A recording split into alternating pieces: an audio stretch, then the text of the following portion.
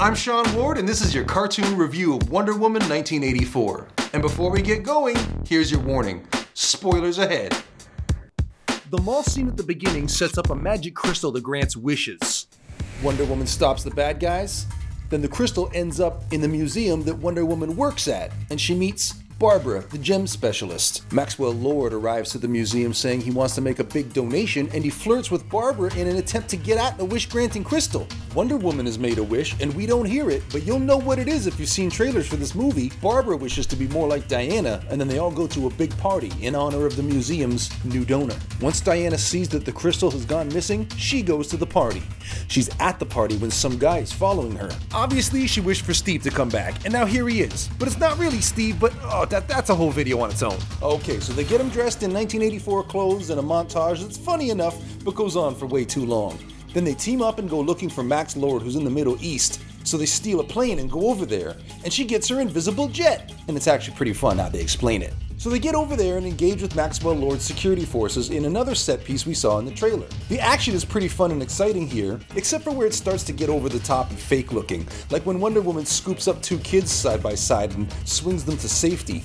Speaking of swinging, Wonder Woman is Spider-Man in this movie. She's using her rope to swing everywhere. It's nuts. At one point she lassos the top of a nearby church, launches herself up into the air, lassos onto a plane, and whips herself all the way up to space. And then figures out how to fly, or sort of glide before she has to lasso something else to swing from to launch herself. I don't know why her swinging from a bolt of lightning in the trailer worked for me, but swinging from the corner of a cloud in the real movie didn't, but she flings herself through the air and arrives to the final battle like it's a video game. That's when she takes on Barbara, who is turned into Cheetah, and it's a pretty short fight. Cheetah's barely in this movie, to be honest.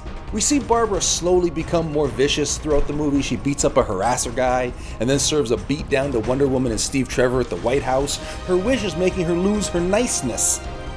Then she wishes to be an apex predator, but I was really looking forward to seeing Cheetah be a bigger part of the plot, not just a final form for Kristen Wiig at the end.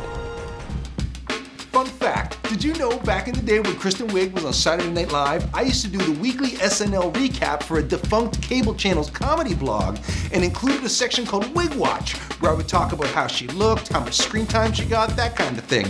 Anyway, Wonder Woman gets to the final boss, Maxwell Lord. He's taken over a satellite system that can put him on every TV in the world.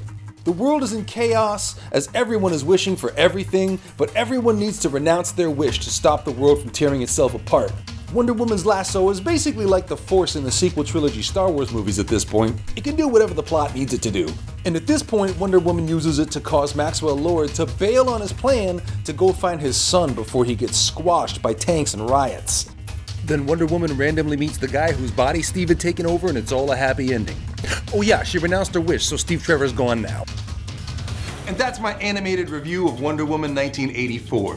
Now this is not the kind of video you're used to seeing on this channel, but my background goes back to doing comics and selling them on the street before I even ever did video. So if you like this video, be sure to click the like thumbs up button and share it with your friends who are superhero fans to give it that boost. And make sure you click the subscribe button because we got all kinds of awesome stuff coming up for you in 2021, including our live action Wonder Woman 1984 epic parody that's coming up right around the corner. You don't want to miss that. Now if you really like what we're doing, I'd really appreciate it if you click that join button and check out the exclusives that you can get as a member. That's digital exclusives in the community tab, as well as sending awesome cool collectibles to your house. You're gonna love it, you don't want to miss it. And I just want to say right now, thank you so much for your continuing and ongoing support and taking this march along with us to all the cool stuff we got coming up in 2021 on this march to 5 million subscribers, 10 million subscribers, and beyond. I am and remain Sean Ward, and we'll see you real soon.